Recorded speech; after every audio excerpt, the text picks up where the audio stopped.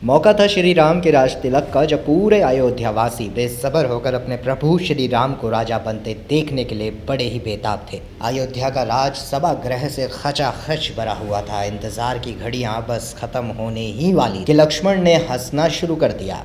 ठीक राम जी के राज तिलक के पहले इस तरह से बीच सभागृह उन्हें हंसता देख हर एक की नजर लक्ष्मण की तरफ टिक गई थी। हर एक इंसान इस बात से हैरान था कि आखिर लक्ष्मण हंस क्यों रहा है। क्या वे अयोध्या महल के दुर्भाग्य पर हंस रहे थे, जो 14 साल तक श्री राम के चरण पादुका के भरोसे रही, या फिर कैकेयी पर, जो अपने पुत्र भरत को अयोध्या का राजा बनाना चाहती थी, क्योंकि वे राजमाता बनने की अपनी मंशा पूरी करना चाहती थी, पर अपनी तमाम कोशिशों के बाद भी वे राजमाता होने का ख्वाब पूरा नहीं कर पाई थी, या फिर भरत पर, जिसने राजा होने का अवसर गंवा दिया था। लेकिन इनमें से कुछ भी ऐसा नहीं था जिस पर लक्ष्मण हंस रहे थे। वो उनकी ही एक विडंबना थी, क्योंकि उन्हें निंद्रा देवी नजर आ रही थी, जो कि इस वक्त उनकी पत्नी उर्मिला पर सवार थी। और अब उनकी बारी थी जब निंद्रा की देवी उनकी तरफ बढ़ी चली आ रही थी।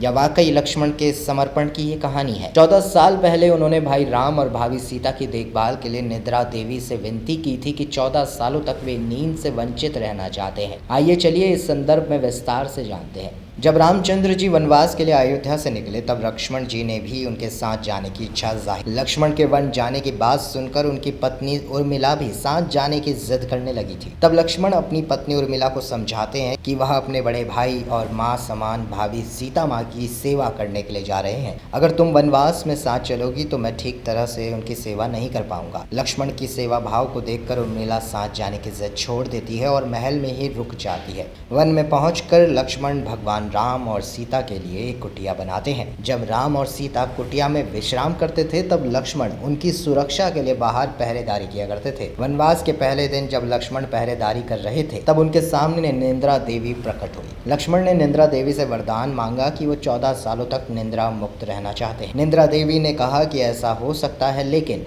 फिर तुम्हारे हिस्से की नींद किसी और को लेनी होगी। तब लक्ष्मण कहते हैं कि उनके हिस्से की नींद उनकी पत्नी को दे दी जाए, और निंद्रा देवी ने तथास्तु कह दिया।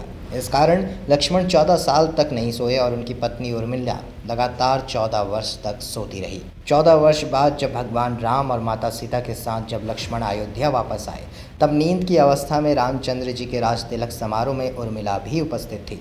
यह देख लक्ष्मण को हंसी आती है। जब लक्ष्मण से हंसी की वजह पूछी गई, तो उन्होंने निंद्रा देवी के वरदान के बारे में सब कुछ बताया। लक्ष्मण ने कहा कि जब मैं उबासी लूंगा तब उर्मिला की नींद खुलेगी। लक्ष्मण जी की इस बात को सुनकर सभा में मौजूद सभी लोग हंस पड़े। फिर लक्ष्मण अपने कक्ष में विश्राम के लिए गए। वह उर्मिला नींद से जागी, इसीलिए लक्ष्मण ने निंद्रा देवी से ये प्रार्थना की कि वे उनके दिए हुए वर को वापस ले लें। फिर उस दिन लक्ष्मण ने अपने 14 सालों की नींद पूरी की और लक्ष्मण की पत्नी उर्मिला की नींद। फिर जब तक लक्ष्मण नींद से जागे नहीं, तब तक देवी उर्मिला अपने पति लक्ष्मण को बड़े ही स्नेह से निहारती रही। तो ये थी रामायण की एक ऐसी कहानी जो सबको विचलित कर देती और कहीं ना कहीं पत्नी और पति के प्रेम को भी बताती है।